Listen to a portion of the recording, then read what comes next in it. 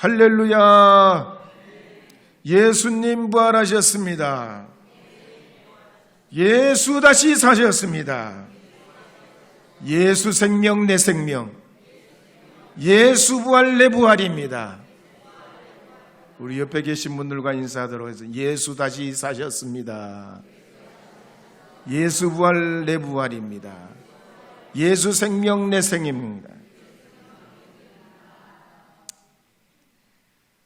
오늘은 2024년 부활절인데 이 부활절을 통해서 주님 앞에 나오신 여러분들에게 주님의 충만한 은혜가 사망 권세를 이기시고 우리의 모든 인생의 죄와 질병과 저주를 친히 담당하신 그리스도의 보혈의 은혜가 여러분의 삶의 가정에 또 바라보시고 추구하는 모든 것 위에 함께하는 거룩한 역사가 있기를 바랍니다.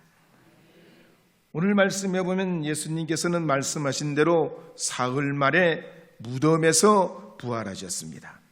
그래서 요한복음 20장 1절, 2절, 3절에 보면 이렇게 기록하는 말씀이 있습니다. 읽어보시도록 하겠습니다.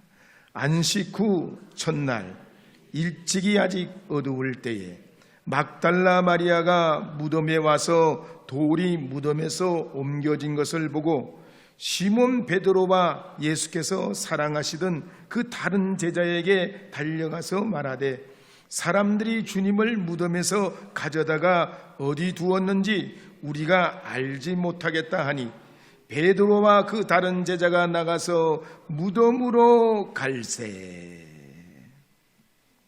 안식 후 첫날 아직 어두울 때에 막달라 마리아가 예수님의 무덤으로 가게 됐습니다. 그런데 그때 이 막달라 마리아는 무덤 문을 막고 있던 돌이 옮겨진 것을 발견하게 됩니다. 너무나 놀랍니다. 제자들에게 달려가서 이 사실을 알리게 됩니다. 사실 마태, 마가, 누가, 요한복음에 보면 이 복음 부활 사건에 대한 공통적인 특이점이 있습니다. 예수님께서 부활하실 때 그 부활하는 순간을 그 누구도 목격한 사람은 없습니다.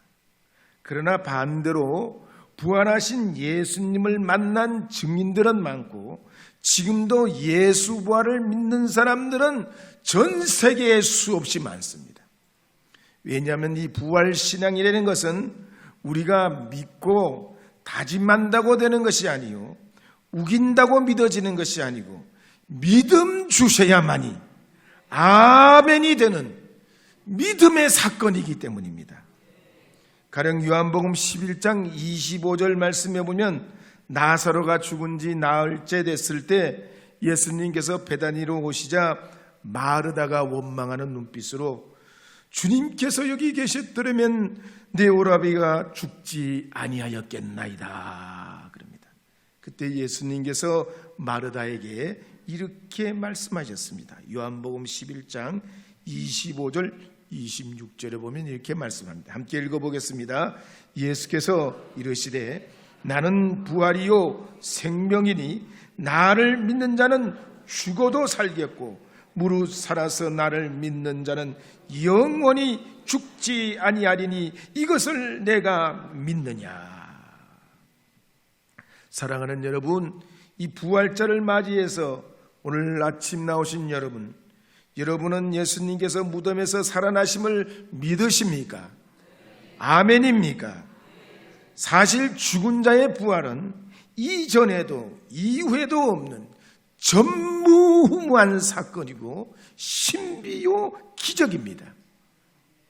예수님께서는 금요일 오후에 십자가에 돌아가시고 저녁 무렵에 아리마대 요셉 무덤에 묻히셨습니다. 그리고 그 다음날 토요일 내내 시간을 따져보면 34시간가량 무덤 속에 계셨습니다. 날수로 보면 금요일, 토요일, 그리고 주일 새벽까지 장사 지낸 지 3일이나 됐습니다. 역사적으로 고증해봐도 이 십자가에 죽임을 당한 사람 중에서는 살아난 사람이 없습니다. 회생 불가입니다. 그런데 예수님께서는 사망 권세를 이기시고 다시 사셨습니다. 죽음을 이기시고 부활하셨습니다. 왜냐하면 우리 주님은 삼위일체의 하나님이요 권세와 능력이 있으신 분이시기 때문입니다. 그래서 마태복음에 보면 예수님께서는 로마 군병에 의해서 십자가에 못 박히셨습니다. 좌우에 강도들도 함께 못 박혔는데 6시부터 9시까지 온 땅에 어둠이 임하고 엘리 엘리 라마 사박다니 큰 소리를 지르시고 운명하시게 됩니다. 그리고 날이 저물었을 때 아리마대 요셉은 예수님의 시신을 넘겨받아서 깨끗한 세마포에 사서 바위 속을 판 새 무덤의 장례를 마치게 됩니다. 그러자 대제사장과 바리새인과 빌라도는 혹시라도 제자들이 예수님의 시신을 도둑질하고서 예수가 살아났다, 예수가 살아났다 이런 유언비어를 퍼뜨릴까봐 경비병들을 동원해가지고 무덤 문에 돌을 굴러 임봉하고 3일 동안 굳게 지키게 했습니다. 그런데 마태복음 28장 1절 이하에 보면 주일 새벽이 됐을 때 하나님께서는 큰 지진을 일으키시고 번개같이 빛나는 흰옷 입은 천사를 보내셔서 무덤의 돌을 굴러내고 그 위에 앉아서 여자들에게 이렇게 말하는 내용이 나옵니다. 마태복음 28장 5절, 6절, 7절 말씀 함께 읽어보겠습니다. 천사가 여자들에게 말하여 이르되 너희는 무서워하지 말라. 십자가에 못 박히신 예수를 너희가 찾는 줄을 내가 아노라. 그가 여기 계시지 않고 그가 말씀하시던 대로 살아나셨느니라. 와서 누가 누우셨던 것을 보라. 또 빨리 가서 그의 제자들에게 이르되 그가 죽은 자 가운데서 살아나셨고 너희보다 먼저 갈릴리로 가시나니 거기서 너희가 배우리라 하라.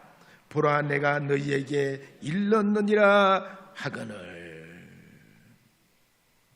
마태복음이 예수님의 부활을 증거하는 것을 보면 상식을 넘어서는 하나님의 능력이요 기적이요 신비입니다.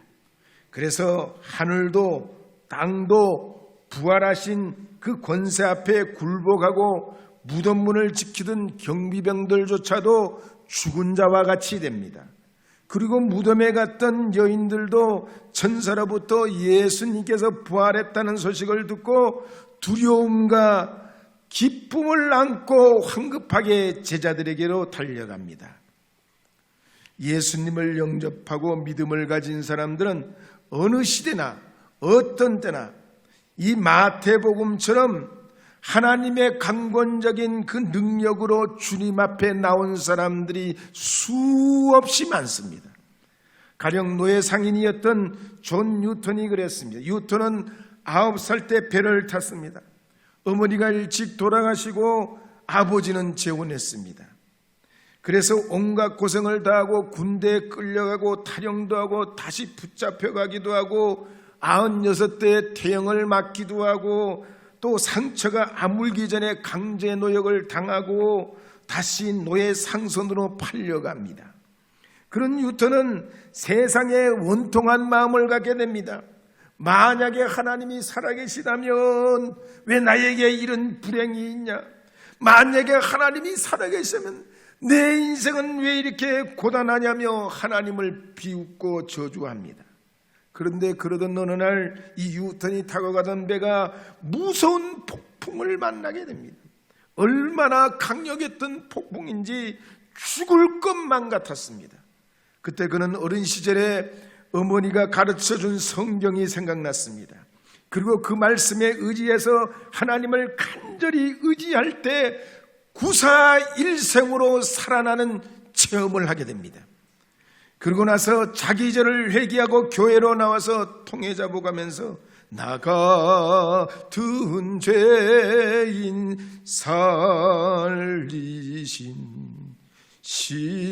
시온성과 같은 교회 그의 영광 한없다. 지난 일의 동안에 예수 인도했으니 주의 전에 모여서 감사 찬송합니다. 이런 찬송을 지어서 하나님 앞에 부르고 노예 폐지 운동에 앞장서게 됐습니다. 또 영국의 윌리엄 부스도 그랬습니다. 19세기의 영국 노동자들은 생활이 참으로 가혹했습니다. 가난하고 수돗물도 없이 쓰레기 처리 시설도 없이 악취나는 환경에서 콜레라가 만연해서 형편없는 삶을 살았습니다. 그럼에도 불구하고 그들은 돈이 생기면 전부 술을 마셔버리고 그것이 늘 반복되는 악순환이었습니다. 그때 윌리엄 부스는 하루에 12시간 이상 일하면서 이런 사회를 위해서 내가 할 수 있는 일이 뭐냐, 앞으로 훌륭한 정치가가 돼가지고 이 세상이 잘 되는 세상, 사람들이 살기 좋은 세상이 되어야 되겠다고 꿈을 꾸었는데 15살이 됐을 때 예수님 영접하면서 그 꿈이 바뀌게 됩니다. 그러면서 평생토록 노름꾼, 술꾼, 노숙자로 살던 50여만 명의 빈민들을 위해 자기를 헌신합니다. 미국의 팀 한셀도 그랬습니다. 이 한셀은 스탠포드 대학의 축구 장학생이었습니다. 팀은 건강과 체력이 얼마나 좋은지 쉬지 않고 80km를 달릴 정도로 체력이 좋았습니다. 그래서 하루는 아이들을 데리고 캘리포니아에서 가장 높은 시에라 산맥에 해발 4,200m짜리 팰리세이드, 현대차 말고 진짜 팰리세이드, 그 정상을 도전하게 됩니다. 근데 팀은 거기서 사고를 만나게 되고 척추뼈가 골절되고 디스크가 부서지고 극심한 고통 중에 우울로 죽을 것만 같았습니다. 그런데 느헤미야서 8장 10절에 나오는 말씀, 여호와로 인하여 기뻐하는 것이 너희의 힘이니라. 여호와로 인하여 기뻐하는 것이 너희의 힘이니라. 여호와로 기뻐하는 것이 너희의 힘이니라. 이 말씀에 큰 은혜를 받고 극한 상황을 이겨내게 됩니다. 마태복음에도 보면 예수님의 부활을 증거하고 있는 이런 강력한 영적 하나님의 은혜가 이들의 부활을 사건을 만나고 어려움을 당한 제자들과 그들에게 하나님의 강한 역사로 그들이 죽음에서 사망 권세를 이기신 예수님을 만나는 과정들이 소개되고 있습니다. 구약에도 보면 모세도 요나도 예수님 친동생 야고보도 사도 바울도 오늘 본문에 나오는 막달라 마리아도 베드로도 다른 제자들도 하나같이 이와 같은 강력한 하나님의 은혜 중에 그들은 부활의 증인이 되고 믿음의 삶을 살게 됩니다. 그러기에 이 요한복음에 보면 막달라 마리아에게 초점을 맞추고 있습니다. 가령 이 막달라 마리아는 이른 새벽에 예수님의 빈 무덤을 발견합니다. 그는 전혀 예수님이 부활하셨다고 상상하지 못했지만 묻히신 무덤이 열려있고 예수님은 그 무덤에 계시지 않을 때 제자들에게도 달려갔지만 베드로와 요한도 역시 막달라 마리아의 말을 듣고 예수님 무덤으로 달려가봤지만 예수님 무덤 안에는 시신을 쌌던 세마포와 얼굴을 감쌌던 수건만 있었지 예수님은 뵈지 않았습니다. 그때 성격이 급한 이 베드로는 가만히 있지 않고 무덤 안을 이리저리 살펴보고 또 살펴봤지만 예수님을 찾아볼 길이 없었습니다. 분명히 예수님 쌌던 세마포와 수건은 시신에 말라붙어 가지고 칼로 떼거나 완력으로 그걸 찢지 않고서는 절대로 분리할 수 없는 건데, 예수님의 세마포와 수건은 마치 누에고치가 나비되어 나올 때처럼 그 자리에 그대로 있는데 예수님은 계시지 않는 겁니다. 왜 요한복음 이와 같은 제자들의 예수님 부활 사건, 그 목격한 것을 우리에게 말씀해 주고 있는 걸까요? 예수님의 부활은 현장을 봐도 모릅니다. 말해줘도 모르는 것이고 안타까워 눈물을 흘려도 알 수 없는 것이 예수 부활입니다. 흰옷을 입은 두 천사가 예수님의 시신 넣었던 곳에 여자여 어찌하여 우느냐 말을 걸어도 이 마리아가 알아먹질 못합니다. 뿐만 아닙니다. 막달라 마리아가 혼자 가서 무덤을 봐도 모르고 베드로와 요한이 두 사람이 빈 무덤에 가도 예수님의 부활을 모릅니다. 나중에는 여럿이 부활하신 예수님을 만나봐도 부활하신 예수님을 알지 못합니다. 왜냐하면 예수님의 부활은 신비요 하나님의 능력이기에 절대 다수가 맞냐 소수가 맞냐 실제로 봤냐 못 봤냐는 문제가 아니고 믿음이 있냐 없냐는 것입니다. 그러기에 기독교 2000년 역사 동안 예수님의 부활이 납득이 안 간다, 이해가 안 간다, 많은 문제를 제기해 왔습니다. 어떤 사람들은 예수님의 부활은 제자들의 속임수라고 허위설이라고 주장합니다. 또 어떤 사람은 예수님이 진짜 죽으신 것이 아니라 잠깐 졸대한 건데 그걸 죽은 걸로 오해했다고 주장하는 기절설을 주장하는 사람도 있습니다. 또 어떤 사람들은 제자들이 예수님의 부활을 너무나 간절히 염원했기 때문에 신경과민으로 환상을 봤다고 주장하는 환상설을 주장하는 사람도 있습니다.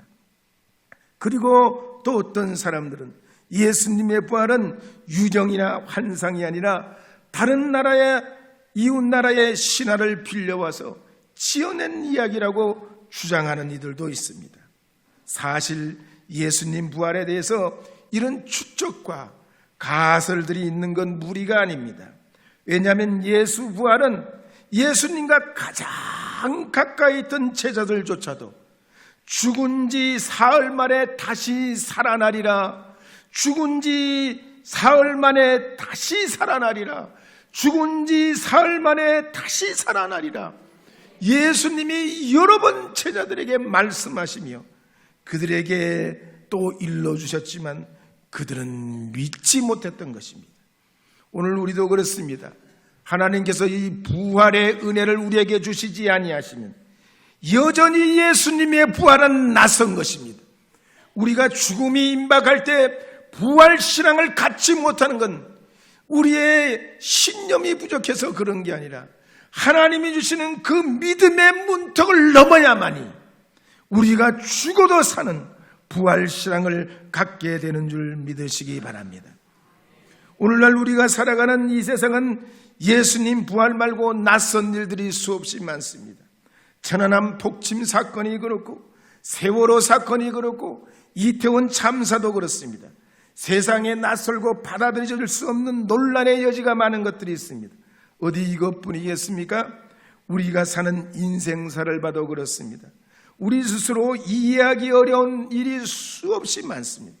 그러므로 오늘 요한복음 20장 10절 말씀에 보면 이렇게 기록하는 내용이 있습니다. 함께 읽어보겠습니다.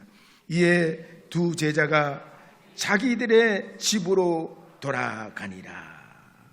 예수님의 제자들도 예수님의 부활이 믿어지지 않아서 자기 집으로 돌아갔다는 얘기입니다. 왜 그렇습니까? 예수님의 부활은 누가 알려준다고 또 알려고 한다고 우리가 알아지고 배워지고 깨달아지는 게 아니란 얘기입니다. 그래서 성령께서 우리 눈을 깨닫게 해주셔서 믿음에 이르도록 도와주셔야만 합니다. 오늘 이 아침에 나오신 여러분, 성령의 은혜에 의지하시고 부활 영광의 눈을 뜨게 해달라고 주님께 간절한 소망을 가지시고 주님께 부르짖는 여러분 되시기를 주님의 이름으로 축복합니다. 요한복음 그래서 20장 11절에서 15절 말씀 다시 한번 읽어보도록 하겠습니다. 함께 읽겠습니다. 마리아는 무덤 밖에 서서 울고 있더니 울면서 굽으려 무덤 안을 들여다보니 흰옷 입은 두 천사가 예수의 시체에 뉘었던 곳에 하나는 머리편에 하나는 발편에 앉았더라. 천사들이 이르되 여자여 어찌하여 우느냐, 이르되 사람들이 내 주님을 옮겨다가 어디 두었는지 내가 알지 못함이니이다. 이 말을 하고 뒤로 돌이켜 예수께서 서 계신 것을 보았으나 예수이신 줄은 알지 못하더라. 예수께서 이르시되 여자여 어찌하여 울며 누구를 찾느냐 하시니 마리아는 그가 동산직인 줄 알고 이르되 주여 당신이 옮겼거든 어디 두었는지 내게 이르소서, 그리하면 내가 가져가리이다. 예수께서 마리아에게 하시거늘 마리아가 돌이켜 히브리 말로 라보니 하니 이는 선생이라는 말이라. 마리아는 베드로와 요한이 집으로 돌아간 뒤에 홀로 망연자실 무덤가에서 울고 또 울었습니다. 그때 예수님께서 나타나시어 마리아야 불러주시게 됩니다. 마리아는 주님의 그 음성에 너무나 감격하고 눈물이 솟구쳐 오르고 자기도 모르고 예수님 앞에 엎드리고 부활하신 예수님을 이제 만나는 증인이 되게 됐습니다. 그런 제자들에게 달려가서 내가 예수님을 봤다, 부활하신 예수님을 만났다고 증거하게 됐고, 부활하신 예수님께서도 제자들에게 나타나셔서 너희에게 평강이 있을지어다, 너희에게 평강이 있을지어다 손과 옆구리를 보여주시고 나도 너희를 보내노라, 성령을 받으라, 서로 용서하라, 믿음 없는 자가 되지 말고 믿음 있는 자가 되라. 역사를 보면 영국은 바다만 정복하면 세계를 정복하는 줄 알고 계속 바다에 투자하고 바다만 바라봤습니다. 그러나 20세기에 들어와서 미국은 그렇지 않습니다. 특히 목사님 아들이었던 윌버 라이트와 오빌 라이트는 하늘을 바라봅니다. 하늘을 나는 꿈을 꾸고 하늘을 비행하는 꿈을 꿉니다. 그리고 드디어 1903년 12월 17일에 하늘을 나는 비행기를 개발합니다. 그 덕분에 미국은 300년 동안 세계를 잡고 있던 영국을 넘어 세계 최강국이 됐습니다. 오늘 우리가 이 부활절을 맞아서 세상에 하나님이 쓰시는 위대한 신앙이 되려면 어떻게 해야 될까요? 바다도 아니고 하늘도 아니고 죽음의 권세를 이기신 부활의 주님 바라봐야 하는 줄 믿으시기 바랍니다. 그러면 죽음도 저주도 질병도 시험도 심판도 가난도 실패도 절망도 이겨내는 하나님의 사람들이 되게 될 줄 믿습니다. 세계적인 미래석학자인 미국 두르 대학의 석좌 교수인 레너드 스위트는 역사의 중요한 부흥의 시기에는 세 가지가 항상 존재한다고 그랬습니다. 첫째는 성경으로 돌아갔다 그랬습니다. 두 번째는 성경의 문화를 말씀을 읽어냈다 그랬습니다. 세 번째는 예수 그리스도를 재발견했다 그랬습니다. 이 세 가지, 성경으로 돌아가고 성경을 읽고 예수 그리스도를 재발견할 때, 그럴 때마다 역사의 중요한 부흥의 기점이 왔다고 그랬습니다. 이 2024년 부활절을 맞아 저는 여러분에게 부활의 주님의 이름으로 축복하길 원합니다. 영안이 열리길 바랍니다. 부활 소망을 갖게 되기를 축원합니다. 예수 부활이 나의 부활이니 여러분의 심령 속에 성령으로 증거되기를 축복합니다. 하나님의 거룩한 주의 역사가 있어 이 땅과 세계와 우리 인생과 삶과 죽음을 주장하시는 부활의 주님 통해서 오늘도 앞으로도 영원히 부활의 주님 통해서 죽어도 사는 하나님의 자녀 주의 백성들 다 되시기를 주의 이름으로 축복합니다.